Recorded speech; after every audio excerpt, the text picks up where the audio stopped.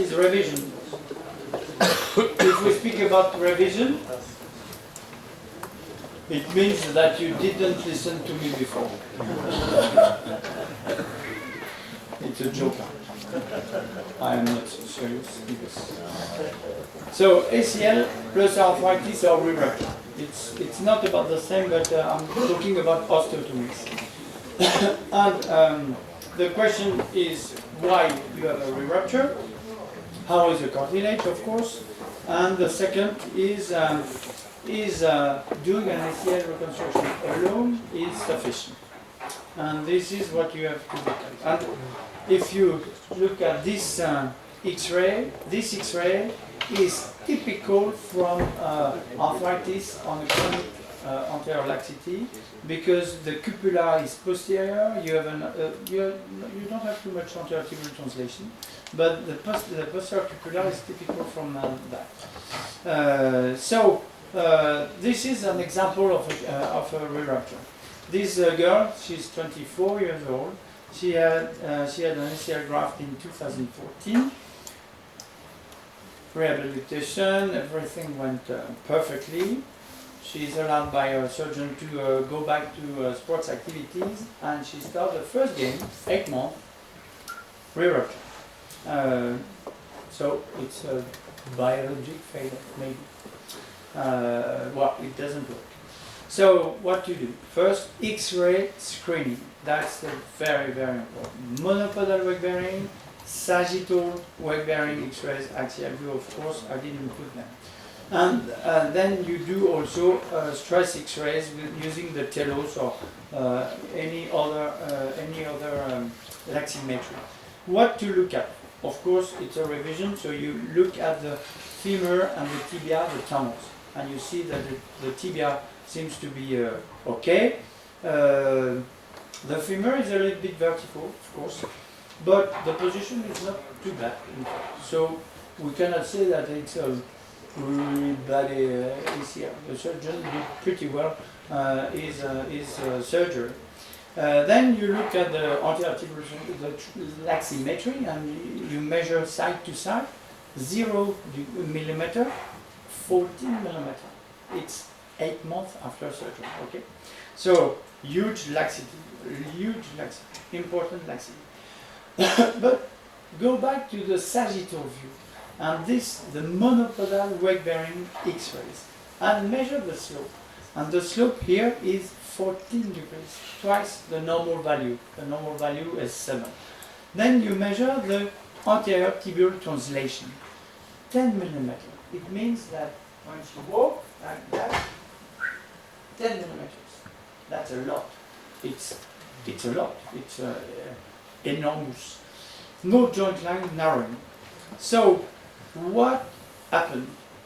What happened is the stress on the graft when she was walking, and she probably ruptured her ACL by fatigue, by stress, too much stress. And if you look at the MRI, this is her MRI, you see how the cartilage is damaged. She has no more meniscus, no more medial meniscus.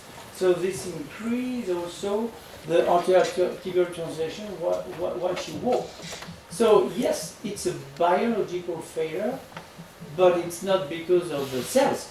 It's because of the stress she had on the graft during her rehabilitation. And the first time, the first days, the first month of her rehabilitation. So we are back to the extrinsic and intrinsic factors, and we are back to the AP translation. We are back to the tibial slope, of course. And look at the tibial slope. That's why I'm going back a little bit to what I said at the beginning. And in case of revision, you have to look at the anterior tibial translation, the rotational laxity, of course, and the MRI, or we'll look at the meniscus, the bone stalk, and also the cartilage. So all those X-rays are done to look at where the tunnels were, of course, and also to look at which hardware you have in the joint metallic screws, pig screws, absorbable screws. So it's always important to ask your patient, to ask his surgeons to give the report and read the operating report of the first surgery. It's always very informative. Informative. So we have done this. We look at the fact that she has no joint line narrowing. We look at the slope 14. We look at this anterolateral translation, of course. This is very important. And here we can start to speak about associated procedure, because we will do definitely an ACL revision, but we will add something. Here again, speaking about the MRI and the soft tissue slope, it's interesting because you understand that if you have no medial meniscus, the slope will increase. And you see also, even in the MRI with no stress, that this patient has something like 12 millimeter anterolateral translation, which is a lot. So here again, the associated procedure could be also some meniscus surgery. So in case of ACL reconstruction, you will deal with the graft choice, the tunnels, the fixations, and the associated procedure could be extra-articuloplasty, could be also osteotomies. We have seen the extra-articuloplasty. I will not speak again about that. I will speak about osteotomies. And osteotomies could be two types of osteotomies. You have the valgus osteotomy or the varus osteotomy in the coronal plane, and you have the sagittal plane. Both planes are important. And you have this malalignment, and the malalignment could be axial or could be coronal or could be sagittal. So the evaluation with the long-standing X-rays is important to appreciate the varus or the valgus, and where is the valgus or the varus. And the sagittal will be able to measure the slope, the anterior tibial translation, of course. And this will allow you to make your decision.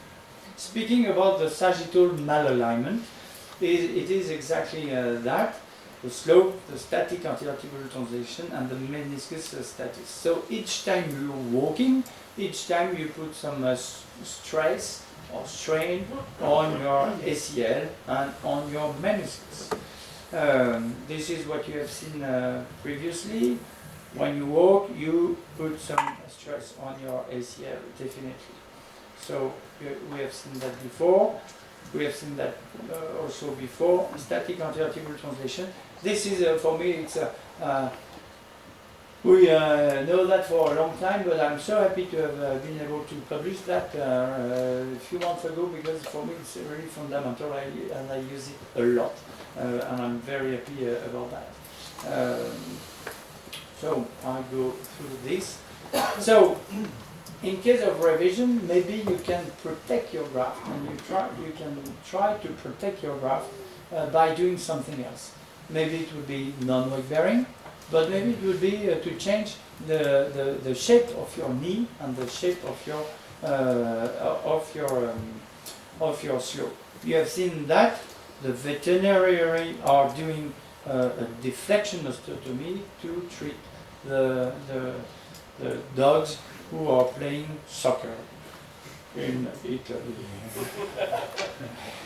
So this is the deflection osteotomy. This drawing is not good, in fact, and it was the original drawing, because this surgery was described by my father, and in 1991, in fact, and we published the first result in 1998, and it was done for second revision, so the third ACL, and we looked to my patient, and we did that study. And when you start to do a deflection osteotomy, trochleoplasty is tough to do. Deflection osteotomy is even more difficult to do. So you have to really follow the steps. It's a closing wedge osteotomy. And what you have to do is first to expose the patellar tendon insertion, because the osteotomy would be at that point. I don't like to detach the tibial tuberosity. And then you release all the MCL, the deep MCL, so you will not get any laxity on the medial side. You do the same on the lateral side. You detach the fascia lata, but you leave attached the tibialis anterior.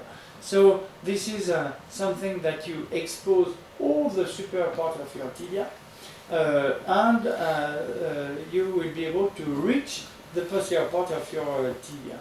So while you have done that, you can look at the size of your closing wedge osteotomy, and we say that if you want to correct 1 degree, you remove 1 millimeter. You start by doing your ACL, of course, you do your ACL, your revision ACL, during the tunnel, etc., but you don't pass the graft, okay? So it's also important to understand that if you are a knee surgeon, and if you do some total knee arthroplasty, you don't care about releasing the deep MCL because you know that you will never get any laxity.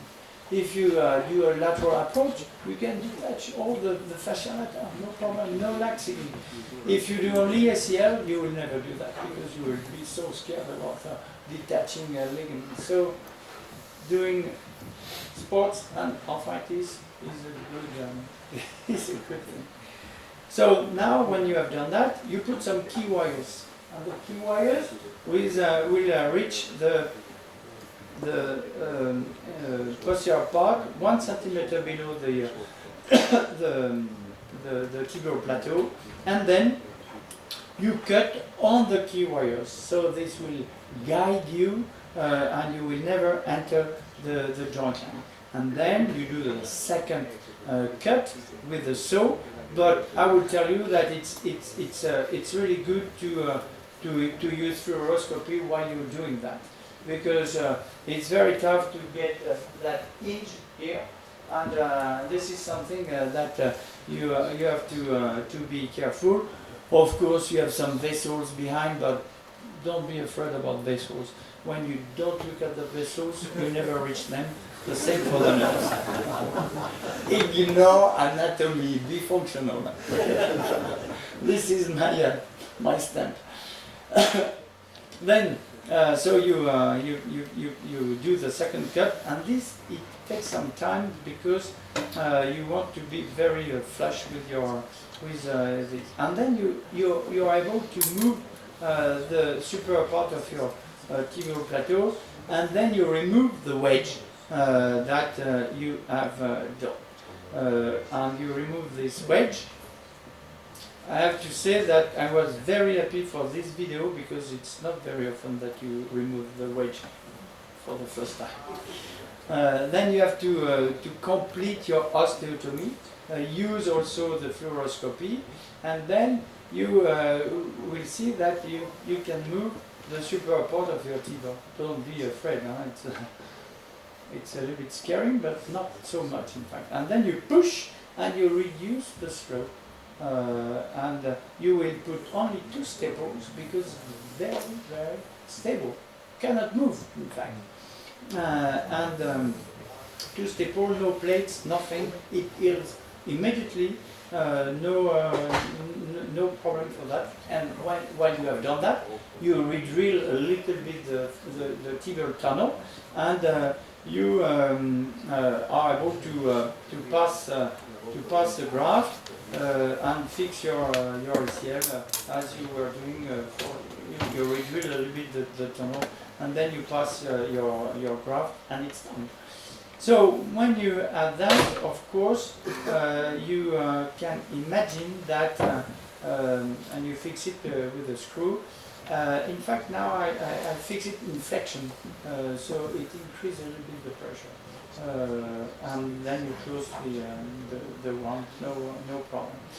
The results of this for a second revision, so it was a third ACL, was the hypothesis was to protect the ACL graft, and we have this pretty small series at that time, and with this follow-up, the results were pretty good, not as good as the primary ACL, of course, but it was the third revision. And what was really interesting is the correction of the slope and the correction of course, of the laxity dynamic but also static, and it works so well. No change in terms of patella height, because you do the osteotomy just at the level of the tibial tuberosity. No progression of osteoarthritis. Of course, it's a small, it's a short follow-up. So the conclusion is to say that when you have a slope more than 12 degrees, in case of second revision, but now I do that for the first revision. After before I was doing that only after 2 revisions.